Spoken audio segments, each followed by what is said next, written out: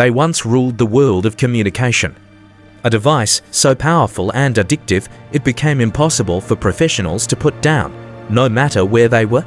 They called it BlackBerry for a reason, because once you started using it, constantly checking messages became second nature, almost like an uncontrollable habit.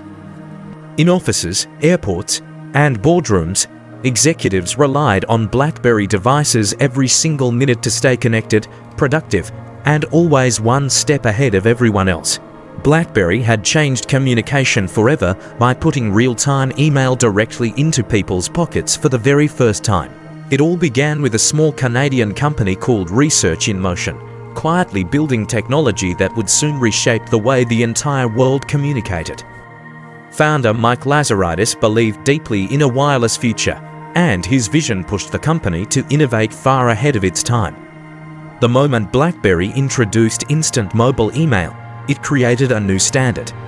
People no longer had to wait, everything became immediate and always accessible. Very quickly, adoption spread across industries and countries, turning BlackBerry into a global communication network that connected millions of people in real time.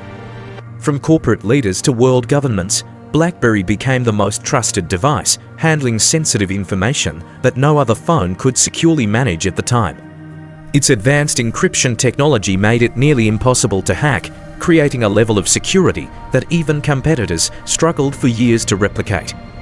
People didn't just use BlackBerry, they depended on it, checking messages constantly, responding instantly, and staying connected every hour of the day.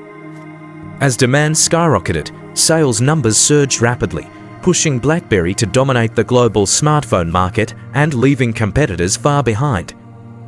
Stores couldn't keep up with demand, with millions of devices sold worldwide, making BlackBerry one of the most successful tech products of its era. The physical keyboard became its signature feature, allowing fast and accurate typing that professionals trusted more than any touchscreen alternative available at the time. At its peak, BlackBerry wasn't just competing in the market. It was defining it, setting standards that every other company tried desperately to follow. But success slowly created overconfidence, and inside boardrooms, leaders began believing that their dominance was unshakable no matter what competitors introduced. New ideas like touchscreen phones were explored, but often dismissed internally as executives remained convinced that physical keyboards were essential for serious users.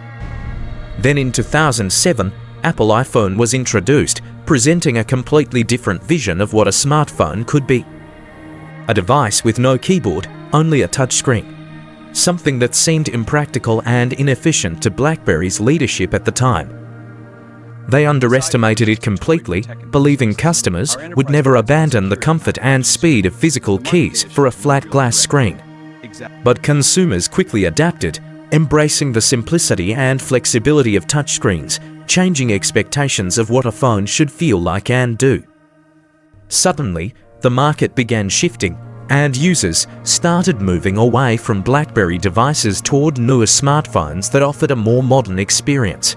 As this shift accelerated, BlackBerry's market share began to decline rapidly, marking the beginning of a dramatic and highly visible collapse.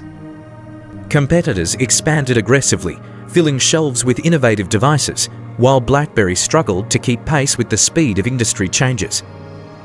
When BlackBerry finally released touchscreen devices, they felt outdated and incomplete, failing to match the seamless experience competitors had already perfected.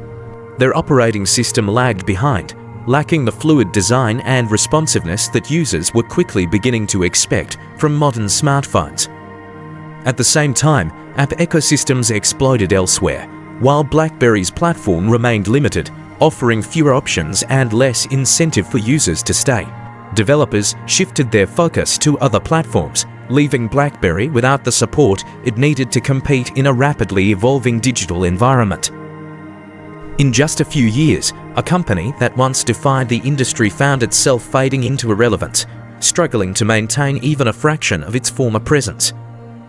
Eventually, BlackBerry made the difficult decision to stop producing smartphones, bringing an end to a product line that once dominated the world.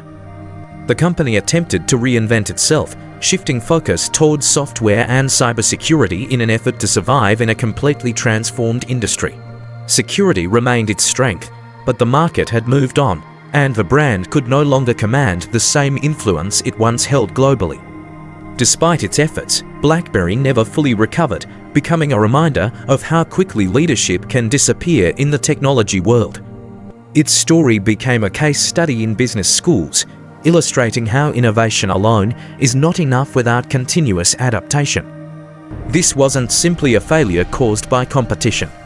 It was the result of complacency and the inability to respond to change at the right time. BlackBerry focused too much on what had worked in the past, instead of recognizing what customers would want in the future.